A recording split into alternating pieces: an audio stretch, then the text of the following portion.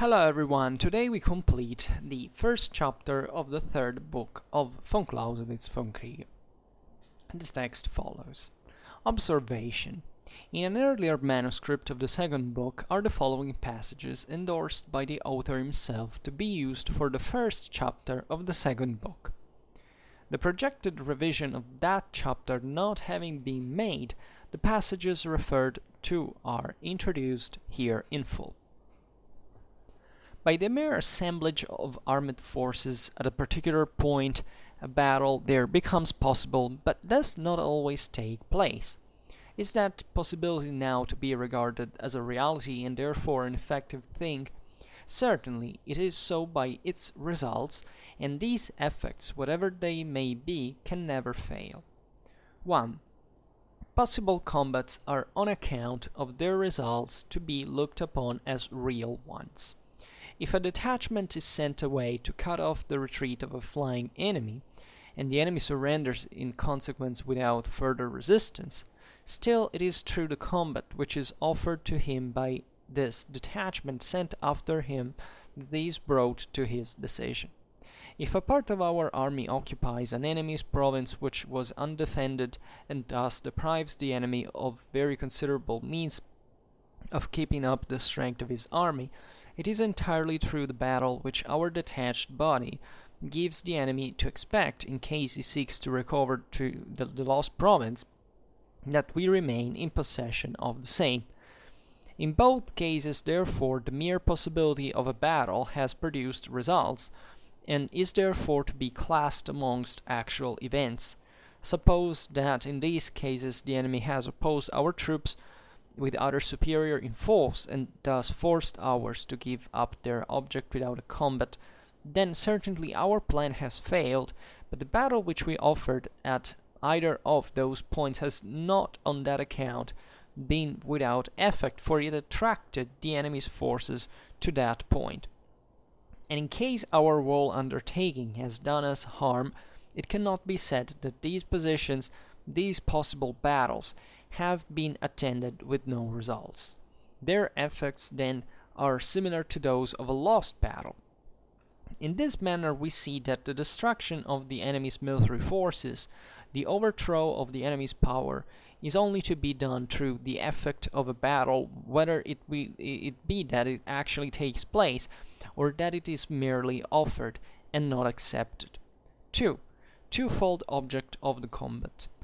But these effects are of two kinds. Direct and indirect they are of the latter. If other things intrude in themselves and become the object of the combat, things which cannot be regarded as the destruction of an enemy's force, but only leading up to it, certainly by a circuitous road, but with so much the greater effect. The possession of provinces, towns, fortresses, roads, bridges, magazines, etc., may be the immediate object of a battle, but never the ultimate one. Things of this description can never be looked upon otherwise than as means of gaining greater superiority, so as at last to offer battle to the enemy in such a way that it will be impossible for him to accept it. Therefore, all these things must only be regarded as intermediate links, steps, as it were, leading up to the effectual principle, but never as that principle itself. 3. Example. In 1814, the capture of Bonaparte's capital, the object of the war was attained. The political divisions which had their roots in Paris came into active operation, and an enormous split left the power of the emperor to collapse of itself. Nevertheless, the point of view from which we must look at all this is that through these causes the forces and defensive means of Bonaparte were suddenly very much diminished. The superiority of the Allies, therefore, just in the same measure increased, and any further resistance then became impossible. It was this impossibility which produced the peace with France. If we suppose that forces of the Allies at that moment diminished to a like extent through external causes, if the superiority vanishes, then at the same time vanishes also all the effect and importance of the taking of Paris. We have gone through this chain of argument in order to show that this is the natural and only true view of the thing, which it derives its importance. It leads always back to the question, what at any given moment of the war or campaign will be the probable result of the great or small combats which the two sides might offer to each other? In the consideration of a plan for a campaign, this question only is decisive as to the measures which are to be taken all through from their very commencement. For, when this view is not taken, then a false value is given to other things. If we do not accustom ourselves to look upon war and the single campaigns in a war as a chain which is all composed of battles strung together, one of which always brings of another, if we adopt the idea that the taking of a certain geographical point, the occupation of an undefended province, is in itself anything, then we are very likely to regard it as an acquisition which we may retain. And if we look at it so, and not as a term in the whole series of events, we do not ask ourselves whether this possession may not lead to greater advantages hereafter. How often we find this mistake recurring in military history. We may say that, just as in commerce the merchant cannot set apart and place in security gains from one single transaction by itself, so in war a single advantage cannot be separated from the result of the whole. Just as the former must always operate with the whole bulk of his means, just so in war only the sum total will decide on the advantage or disadvantage of each item. In the mind's eye is always directed upon the series of combats, so far as they can be seen beforehand. Then it is always looking in the right direction, and thereby the motion of the force acquires that rapidity. That is to say, willing and doing acquire that energy which is suitable to the matter, and which is not to be thwarted or turned aside by extraneous influences. So these notes that, as you have heard, were actually not part of the original text of the Vom Kriege as such, but were to be added, and that here are, by the way, you have different versions here. The older one, the one I use in English, is actually saying that it would have been part of the first chapter of the second book, while the most updated one I relied most actually says the first chapter of the third book, right?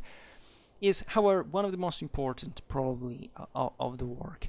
And also now we don't spend further time in commenting why and how that should have been placed here and there. Because these observations are, however, fundamentally important. They're attached here in a YouTube format. I dedicate an entire video to it, so I'm not sure how most people are going to listen, if they will at all, to this stuff.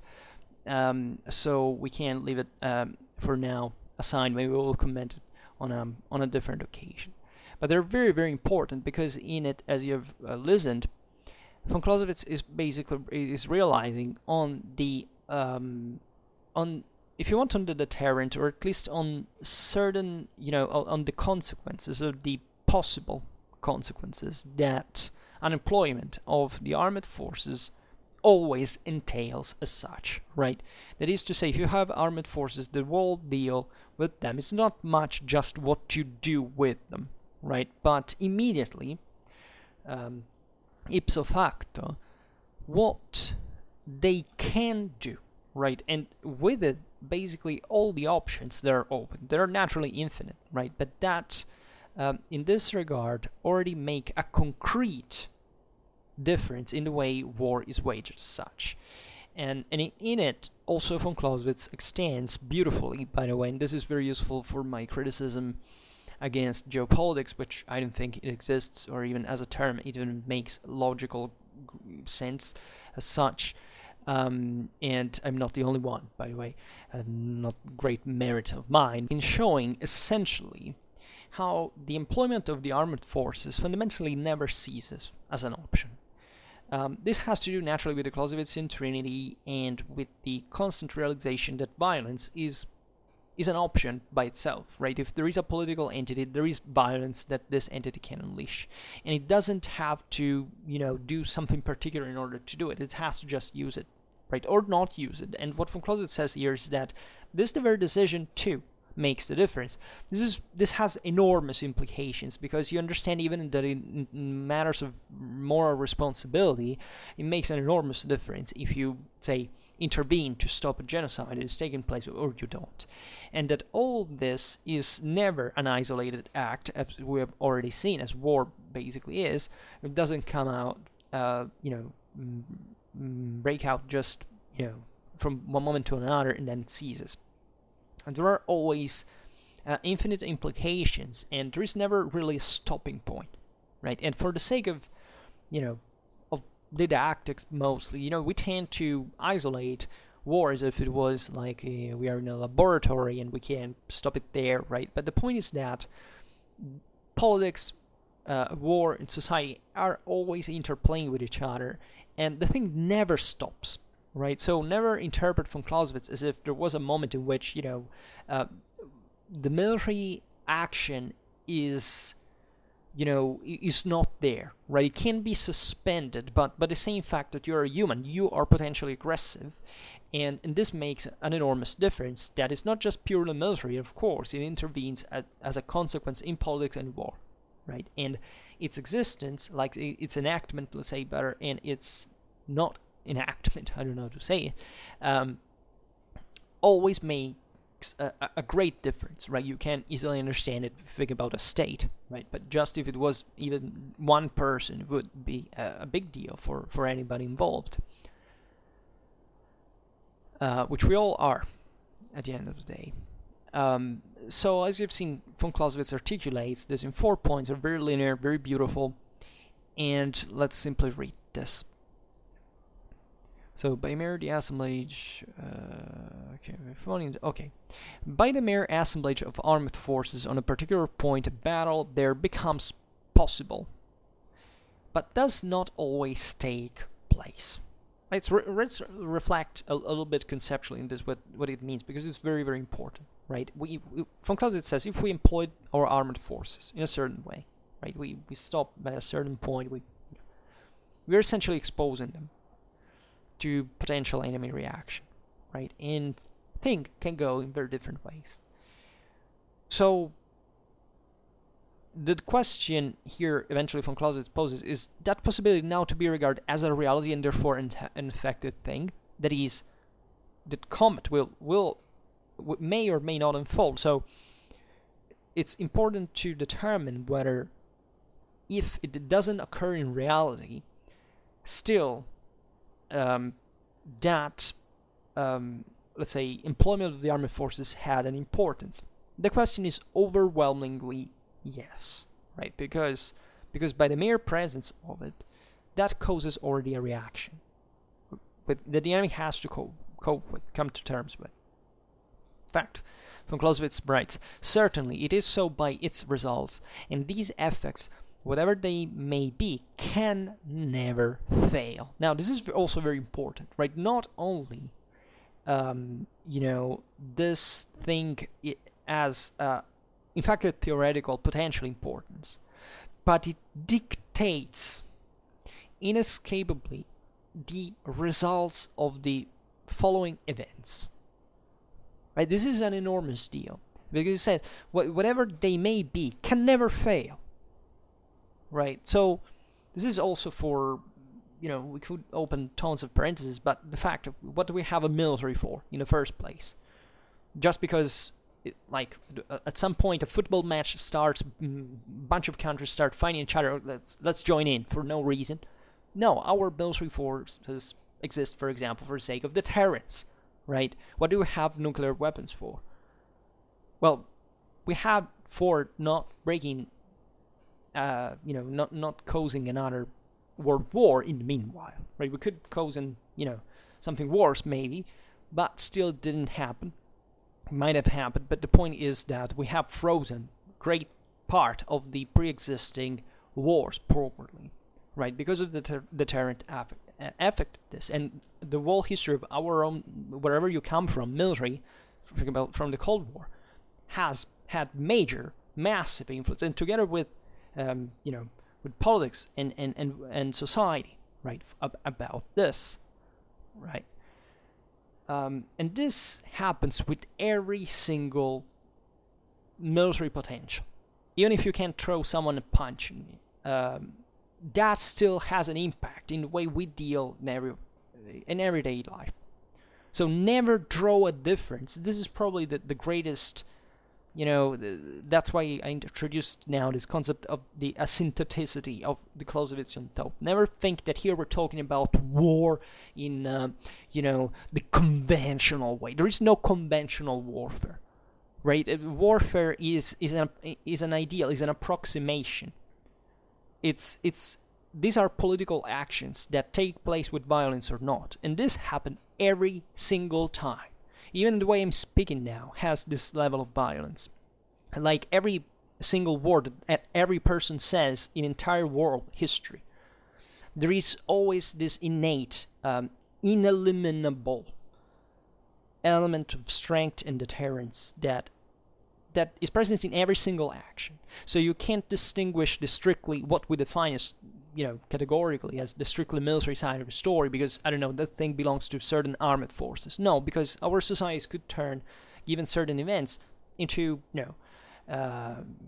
into battling groups in a very short time, right? Where there are specific conditions. Like, we can, as human beings, we know it perfectly well. We can be triggered to kill someone in 3 seconds under specific circumstances.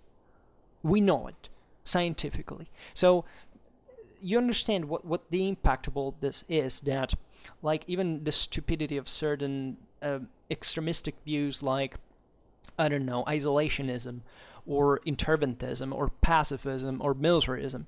These are all delusions. They're all mirages, perspectival distortions that do not represent reality. Because in reality, this thing, violence flares already by itself, and it's always been like this, and it will always be like this, and that's what we are at a genetical level. There is no way to get out of this all. So everything has an impact. Never believe Wu says, there is no direct influence of certain events on the world, right? Our greatest problem in our strategic vision in culture at this time is realizing that whatever you think your country, yourself, your politics should do, you have no way to escape what happens all over the world. Right? There is nothing you can do to shelter yourself, pretending that this thing has no effect on you, because it's having on it. Even if it doesn't, that's the problem, because even your attitude is having an impact on it. And this is all intertwined. But you understand how many parentheses we could open at this point, but let's stick to the text now, because it's very, very interesting. So for point 1, possible combats are on account of their result to be looked upon as real ones. If a detachment is sent away to cut off the retreat of a flying enemy and the enemy surrenders in consequence without further resistance, still it's through the combat which is offered to him by this detachment sent after him that he is brought to his decision. Crystalline example. You cut off someone's retreat, so there are 2 options in front of them. So there is a potential reality. It can unfold in 2 directions. Either you fight or you don't. Well, whether either these options takes place, it's always dictated still by the fact that that detachment had cut off your retreat. So whatever this disposition will, trigger eventually in reality, still the way it was contemplated, conceived all these options for bringing to what will happen in reality. They didn't roll the dice for deciding that. They counted on all the aspects that were circumstantial to that situation. Right? Other example, if a part of our army occupies an enemy's province which was undefended, and thus deprives the enemy of very considerable means of keeping up the strength of his army, It is entirely through the battle which our detached body gives the enemy to expect, in case he seeks to recover the lost province, that we remain in possession of the same. Same situation, you occupy a country that the enemy may or may not, right? The thing is still in potential. Take back with force, as long as you're there in arms, right? To wait for that. So, whatever you will do, whatever the enemy will do, right, is dictated by this. Here we simplified it. It's a dual possibility, right? But still, the thing could evolve in infinite ways. So, still, part of the decision is always taken on the base of this, the awareness of the outer possibility. So these possible combats that can be unleashed by themselves have a sort of they're sort of hypothesis. They're sort of projections. What can happen? It will eventually influence all the single time what will happen. It's as if they took place, right? It's as if it was a simulation that went on, that makes you decide eventually, how you will do, and that happen in your mind that will ultimately bring you to take the decision. Then von Clausewitz continues and says, in both cases, therefore, the mere possibility of a battle has produced results, and is therefore to be classed amongst actual events. Right? So von Clausewitz here is very, I don't know, of course we don't know actually the reasons why he didn't insert this note in text, but you understand that the point he's making here is very assertive, right? He is really picturing, is giving relevance to a possible event as much as one that actually occurs, right? Or naturally with the relative difference made by the actual occurrence, the consequences that real occurrence brought in reality, which is not to say that it's the same. But what von Clausewitz is saying here is that the substance of this idea is a real factor in the conduct of the art of war.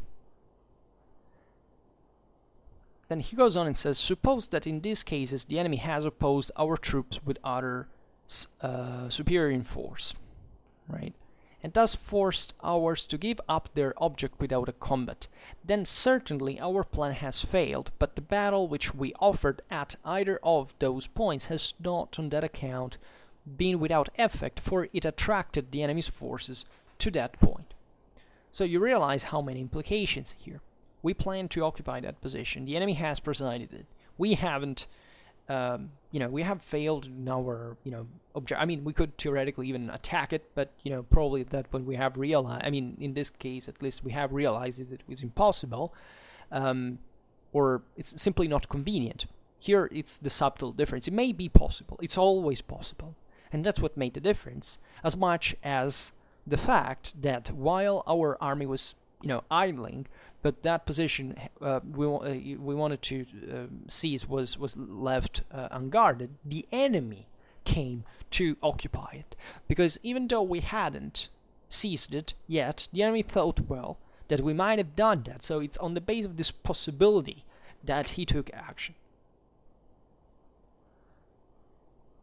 And von Clausewitz says, and in case our wall undertaking has done us harm, it cannot be said that these positions, these possible battles, have been attended with no results. Their effects then are similar to those of a lost battle, right? This is very important, again, because it's what we were saying before, that even when reality unfolds in a certain way, right, takes a certain decision with all the consequences, brings to a certain thing, still, that happened because it was another possibility, right? And that is in part here not even disappeared, but simply modified by the circumstances. And even in a victory, the difference that possibility made could be the one of a lost battle, right? You understand here how deep the concept is? I mean, it's really simple, right? I don't think that cognitively healthy person has difficulties to understand the concept of the surface. The point is acknowledging that this is a factor that must be taken in consideration. Maybe von Clausewitz thought this was redundant, right? That's the reason why maybe he didn't further, as you know, the Vom Kriege was not fully completed, but still it's meaningful perhaps that this part was left out, because, okay, let's not comment specifically on it, but it's the as many aspects of the Vom Kriege, it's rather the awareness on the mechanism of war that can make a difference for its sane conduct. Right. This is also what we have seen countless times in the Vom Kriege. And he concludes the first paragraph by saying, in this manner we see that the destruction of the enemy's military forces, the overthrow of the enemy's power, is only to be done through the effect of a battle, whether it be that it actually takes place or that it is merely offered and not accepted. Right? So here von Clausewitz reasserts the inescapability of combat from a strictly military perspective. That is to say, of course, this thing could be suspended at every single moment by politics, because war never works on its own. But if we isolate it conceptually in its own mechanism, still all what we're thinking about is substantially fighting, defeating enemy through bloodshed, with use of violence, through combat, right? And therefore, the whole dialectic of war is based on this, will we fight here or we will not? And all that follows from that decision, that relies, as we've seen, on this idea of possible combat. That is only up to, not specifically to you, but also to you, and sometimes decisively, to happen or not, right? Then second point, twofold object of the combat. But these effects are of two kinds, direct and indirect. They are of the latter. If other things intrude themselves and become the object of the combat, things which cannot be regarded as the destruction of enemy's force, but only leading up to it, certainly by a circuitous road, but with so much the greater effect. So here we're basically von Clausewitz is distinguishing between fundamentally what will happen if you decide to fight and what not, right? So, and once again, from a strictly military point of view, as you know, every battle, every combat has a strategic relevance, right? And the whole point is whether decide or not to fight, but doing it in those ways that can bring you to victory. So, as we'll see now, if you occupy one area that, because of its resources, for example, will give you an advantage that can bring to, to defeat the enemy, or to have at least greater chances to defeat him, then you, without other particular losses that can, nullify or even, simply damage you relatively to that, the consequences of the previous option, you will do it, right? But the whole thing is still directed to combat as such, right? Then politics may say, okay, we just need to take this stronghold, then it's over. But that's because politics simply says it and the military instrument obeys. But were the military instrument, let's say, left out absurdly on its own, still the whole dialectic, it's all about combat. And this yet happens in reality, because albeit it's mitigated by politics continuously, still how the art of war deals with reality is deciding essentially how the combat will take place, or trying to influence at least the factors that can have an influence in turn on it. Von Clausewitz says, the possession of provinces, towns, fortresses, roads, bridges, magazines, etc. may be the immediate object of battle, but never the ultimate one, right? Because the enemy can't simply seize those resources, right? And therefore you will have to fight for them, right? So if you defeat them and you were able to improve your condition through that action, which may not happen, right? Think about the so-called Pyrrhic victories in that regard that can happen. You are basically, yes, always you're still passing through the destruction of a part of the enemy's forces, for example. But they can be the objective in battle, but not the ultimate one per se, from a strictly military point of view. Right? As we have seen, that the object of war is essentially to oblige the enemy to fulfill your will, to compel the enemy to fulfill your will, and therefore to essentially disarm him, which is not how much you stalk before battle, but it's what will happen in battle that will hopefully allow you to bring the enemy to the point he will give up the fight. And that happens politically, but at the same time it passes through bloodshed, it passes through the actual destruction of the enemy, the physical one.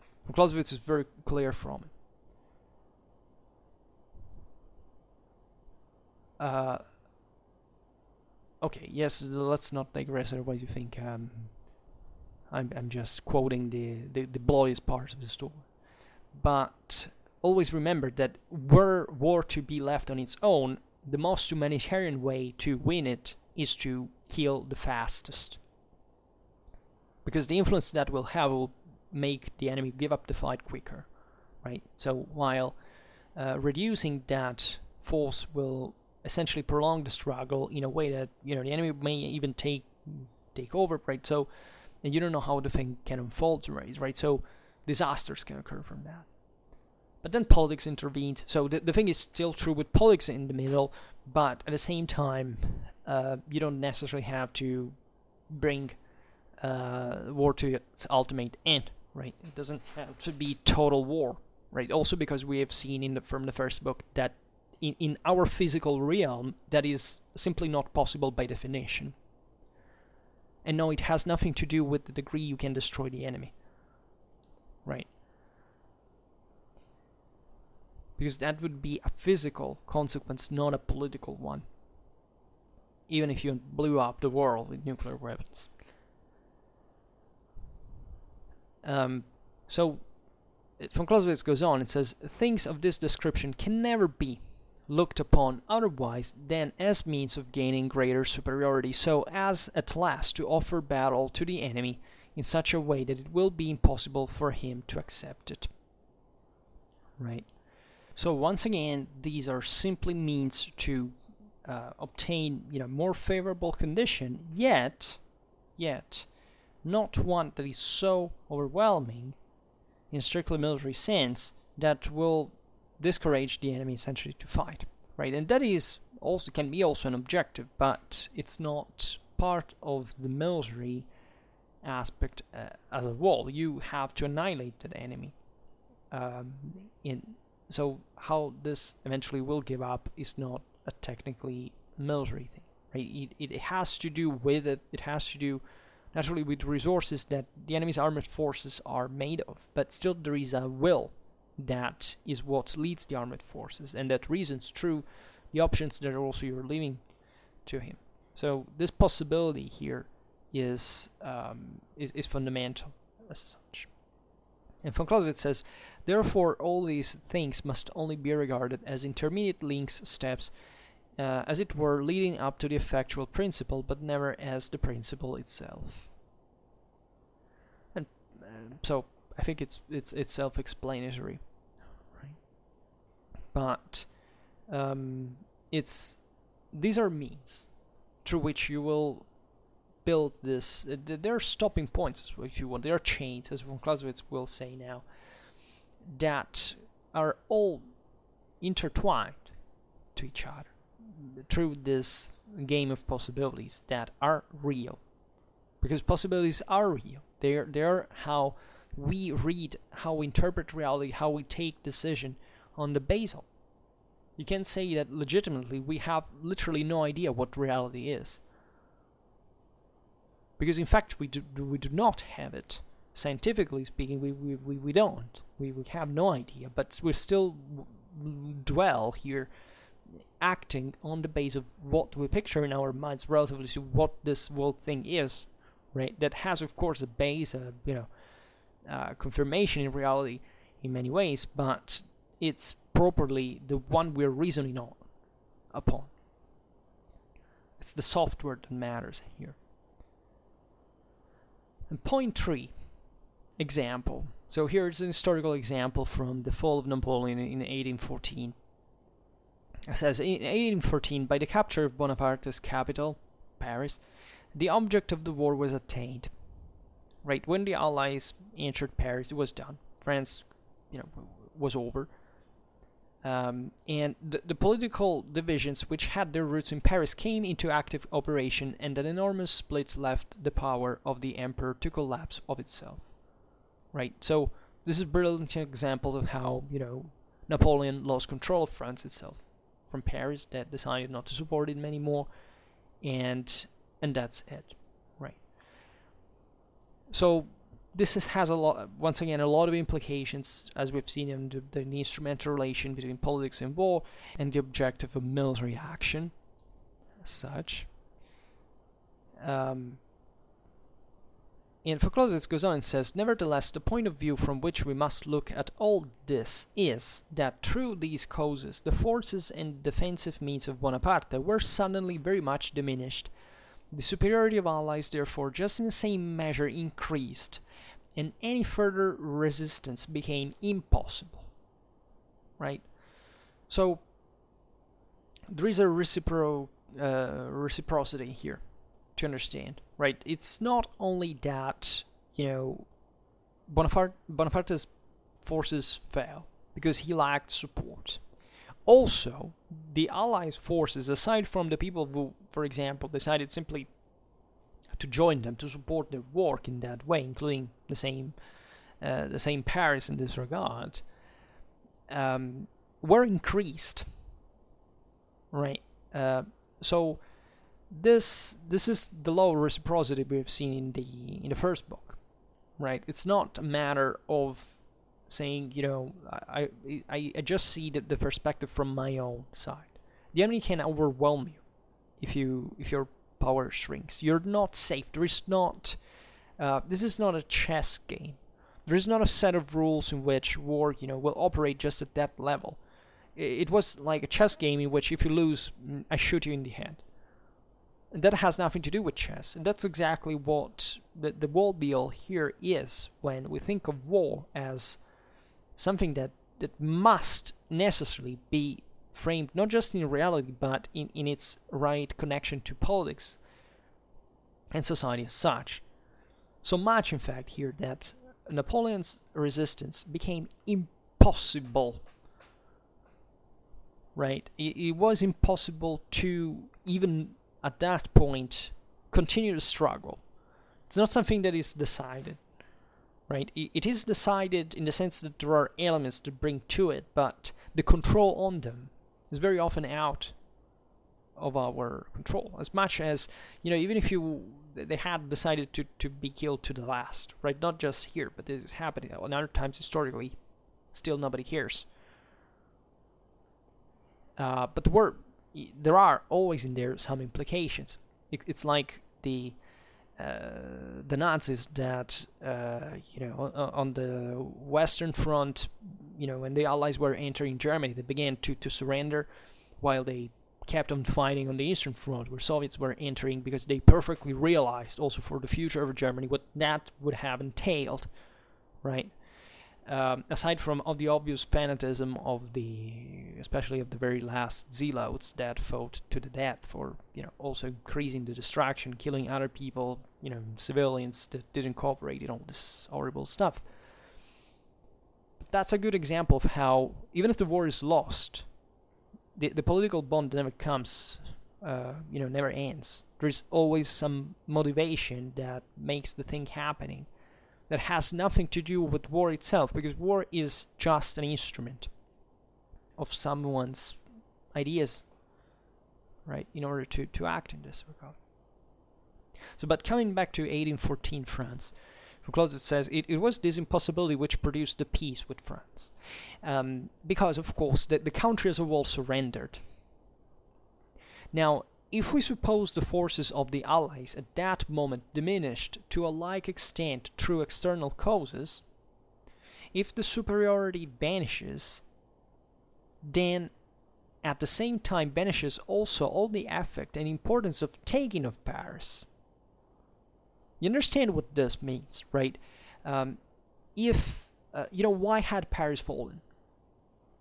Because now it's fallen, then it's over. It's populated by people. There is a government there. There are some of, the ruling class of the country. And if for some reason the Allies coalition had all of a sudden weakened itself, then even if Paris had fallen, as it would happen fundamentally in 18 the year after, when Napoleon escaped from Elba and landed in once again in France, the whole thing could melt away in the same way, right? So here we're not, what von Clausewitz is stressing, is emphasizing, is that we're not acting by certain fixed actions that matter just because they happen in reality. All what happens in reality is depending on what is possible in theory, right? And in theory, in the sense of practice, not in an abstract situation, of course, but what still has to happen. And the chain that is formed, as we were saying before, between this within these possibilities, is where eventually the reality will swim and find its own way through, right? Because reality goes on by itself also, which is also very important, right? Not everything that happens is merely, fruit of a decision. Complex systems change in ways that we can't control, largely. If anything, it's a physical reality. It's the second principle of thermodynamics. So von Clausewitz writes, and you understand here that at that point the capture of Paris by itself has no value. It has it only in relation to all the rest. Then von Clausewitz says, we have gone through this chain of argument in order to show that this is the natural and only true view of the thing from which it derives its importance. So, again, the realization that our world is not it's not interpretable in a linear way. We know it doesn't work. Right, and this is important because we still make the world go on in some controllable way, and therefore we acknowledge this constantly. Yet we somewhat fall short of this realization at many levels, right? So that this has a lot to do with even the concept of hierarchy, as we've seen it from Clausewitz. That is, who emerges as a leader, as a guide, as someone that effectively makes the decision, is usually being selected because he has the realization that this is not a non-linear process, and that it takes some guts to get at the top in the first place, and taking on its own shoulders the responsibility for what will happen, because we largely have no idea. But still, the people who are at top are the most likely to know how the thing will go, right? Hopefully for us, but and yet it's never the case, right? We can never know fully, but not even by the majority. But already realizing that this is the situation is an effective way of starting to cope with it. And von Clausewitz writes, it leads always back to the question, what any given moment of the war or campaign will be the probable result of the great or small combats which the two sides might offer to each other? In the consideration of a plan for a campaign, this question only is decisive as to the measures which are to be taken all through from the very commencement. In other words, whichever you plan an event to unfold, you have to take into consideration what naturally is possible to happen, and how your initial decision will immediately, for example, exclude one, or at least, you may be easily wrong at that point, and we already know that decision is the farthest from the actual, from the one that will be decisive at the end. But still, it's a realistic assessment to already give this change, this direction rather than another. And this has deep ramifications, right? Because it doesn't stop to simply, let's start this way. You automatically excluded all a course of events that, will eventually have the real bring to the real outcome. And fourth point, when this view is not taken, then a false value is given to other things.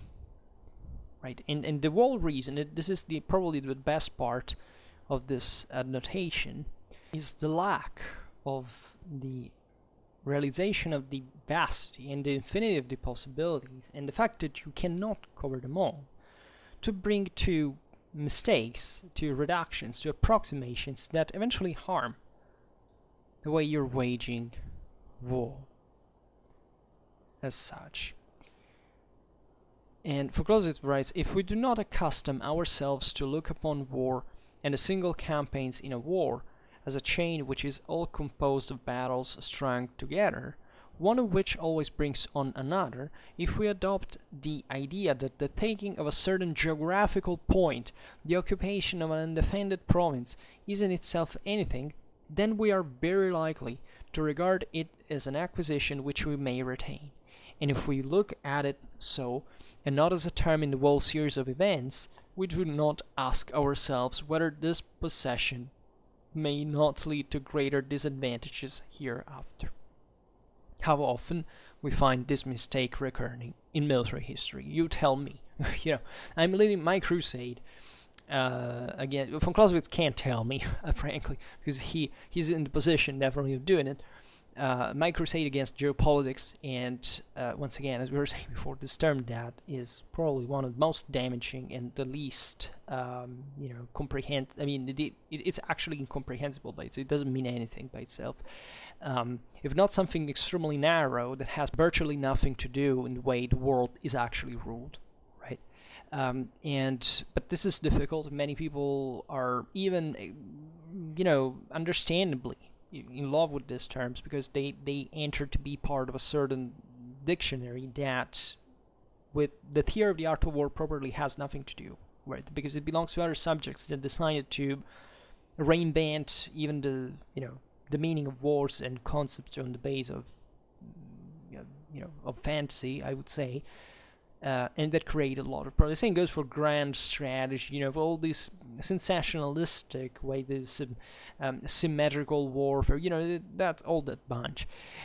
But here we get why this is really the worst.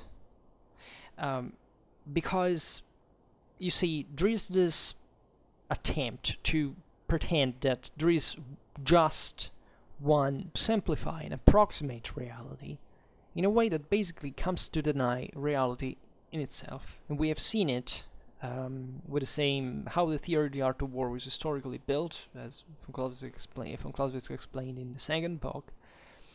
And that fundamentally, here he's brought at another level, that is the one of pretending that the military action per se is not chained to the rest of reality. Right? The military action is within that engagement, and then that will do. Right? And we're here not talking just about the obvious extension to the rest of the other military engagements, but to the very connection that exists with the same politics and society, with the fact that, for example, a geographical point by itself has practically no meaning at all if there is nothing that is something else that is connected to it. And that is emphasized because say, no, it depends on controlling the thing. This is a common mistake that has brought even to a misunderstanding of the same concept of Schwerpunkt, that by some is being seen, for example, as merely as a geographical concept, because of a kind of, for some reasons that in fact have nothing to do with geography, have to do with the politics and the society of those countries. These are conceptions were born, for example, well, let's not descend into the specifics, but you understand in certain doctrines, in certain countries, how the control of a base in a certain part of the world means conceptually, right? For others, how it is important, in fact, instead disinformation. And how actually the latter, in this case, is much more sophisticated in at least in the understanding of von Clausewitz as such, not necessarily from better political social system, because actually it's the other way around. But this also proves in turn that it's a matter of many other chains, right? I'm not making the explicit examples of the explicit name of the countries I'm talking about, but I think it's pretty evident what I'm referring to. Yet the point von Clausewitz makes is this never ends, right? There is not a moment in which war by itself is a thing, once again, that happens with the beginning of an end, right? You can get something, obtain a success, but then that success can evaporate by itself if you don't take other measures that very often have nothing to do with war itself, but also that continue with the proper existence of the military potential that is always there, and that is used, in fact, even to dislodge you from a certain position, if we want to reason like geographically at this point, limitedly on from a geographical point. And von Clausewitz also insists rightfully on the fact that this concept is being expressed rather too often in military history. And here von Clausewitz gives an explanation that is definitely way more effective than any ones I could provide, that is brought in the economical war. It is extremely clear. It says, we may say that just as in commerce, the merchant cannot set apart and place in security gains from one single transaction by itself, so in war a single advantage cannot be separated from the result of the war. Right, this is very relatable. Think about your money. You made you found a way to make money. Then what does happen to this money? You have it, encasted in your in your veins, and you can take it out, and will always have the value, and it's always by itself it is nothing. The paper you call money that is in your wallet by itself has the value of paper. The same goes with your bank account.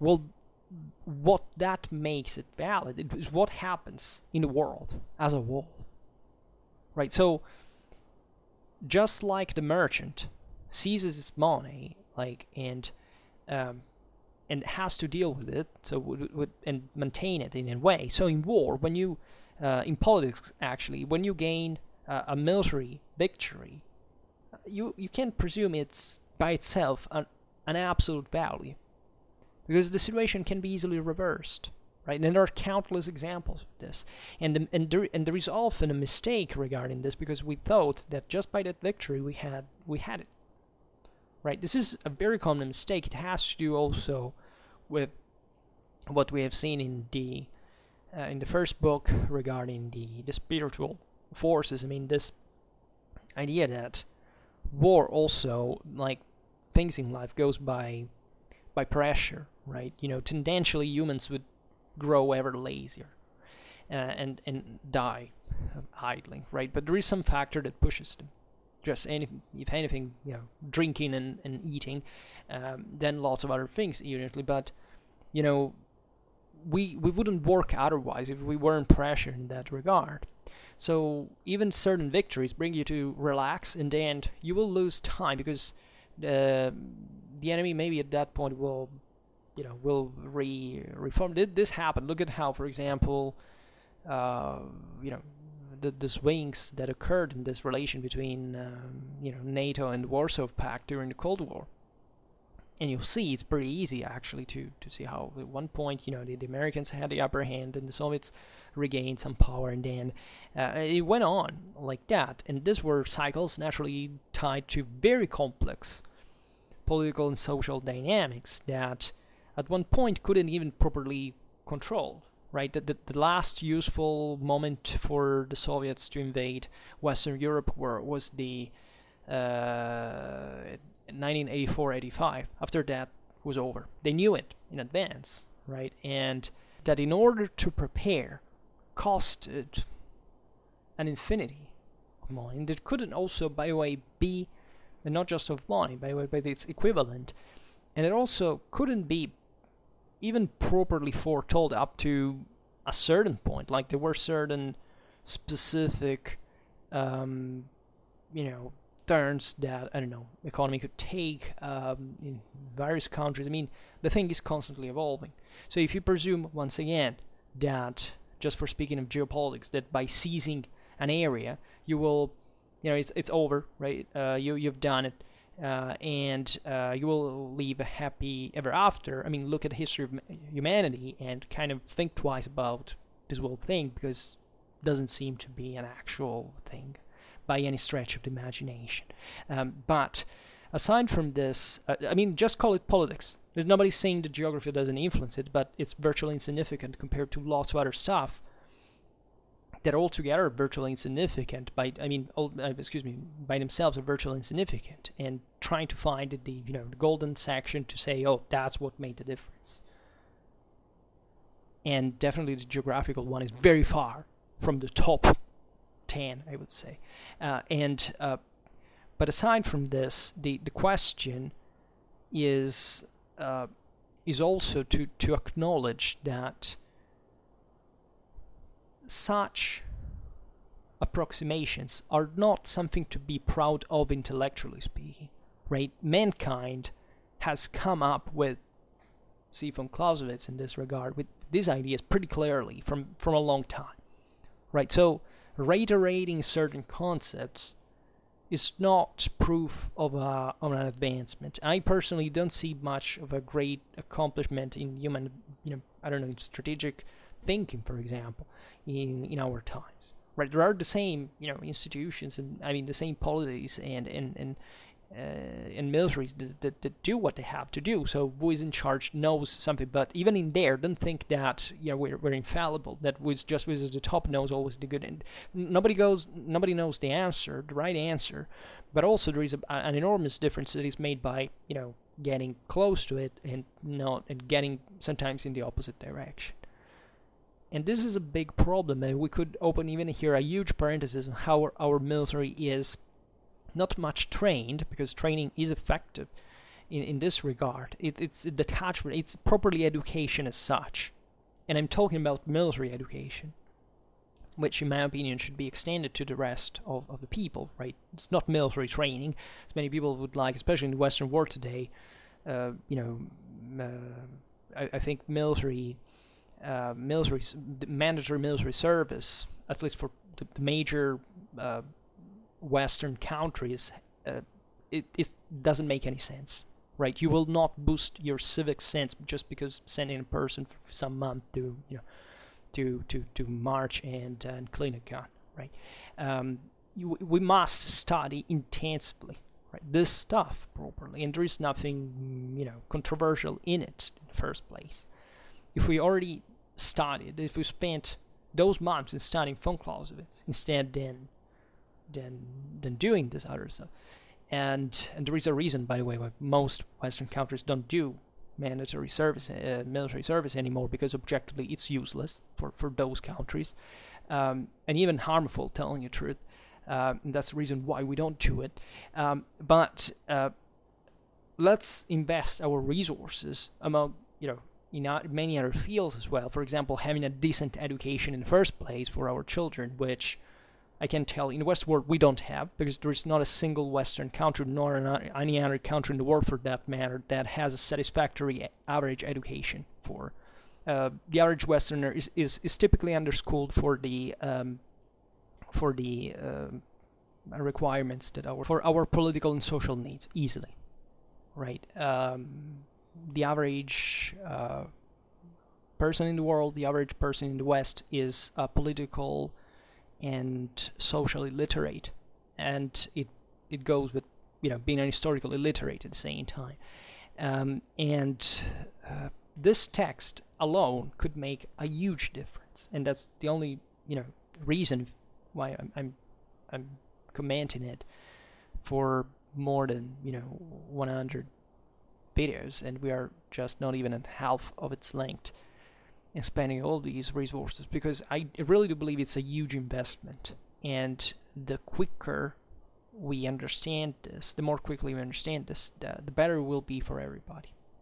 And then Von Clausewitz says, just as the former must always operate with the whole bulk of his means, just so in war only the sum total will decide on the advantage or disadvantage of each item. That is to say, even in here, it does make a lot of difference whether you have if you accomplish naturally victory or not, but at the same time this has to be immediately translated into something you can spend just with the money for the merchant, right? In a way that your power gets not depleted by the turn of the events. And this can take all these different forms. Every single time, if you're not open to this, you will lose everything, potential. And that is also a realization that it can happen in potential. So you're already aware of the peril, of the danger, of the risk, and you will take measures because of it, right? And consider that in war, this is naturally all the more evident because much more is at stake, and with much less predictability than in other human activity, especially over time, and so this acquires a fundamental importance also, especially in war.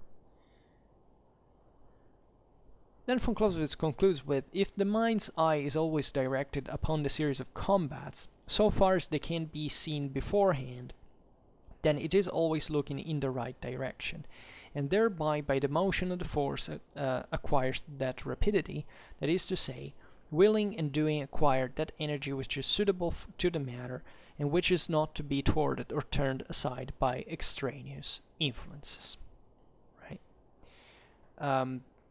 So if you, the meaning here is that if you are able to realize this complexity, right, not yet to understand it, right, to frame to scope it, and to analyze it and getting your consequences, but if you are realizing that there is not just this chain of events, but also there is another level that you can yet not see, but that is possible in potential and that can happen.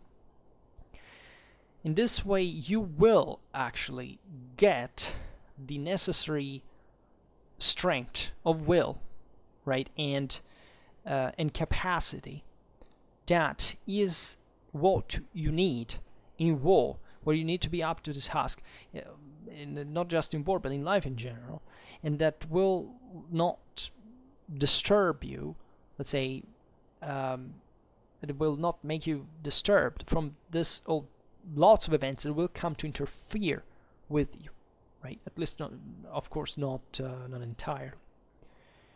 And this is a deep philosophical realization as well, because the point here is that the more you know, that's why we need education, the more you are aware of the amount of awareness that you need, and knowledge, therefore, in order to solve this problem, instead it's typical of the person who knows less to get in the thing, and and getting overwhelmed by the situation, because he really didn't have an idea of what that would be like.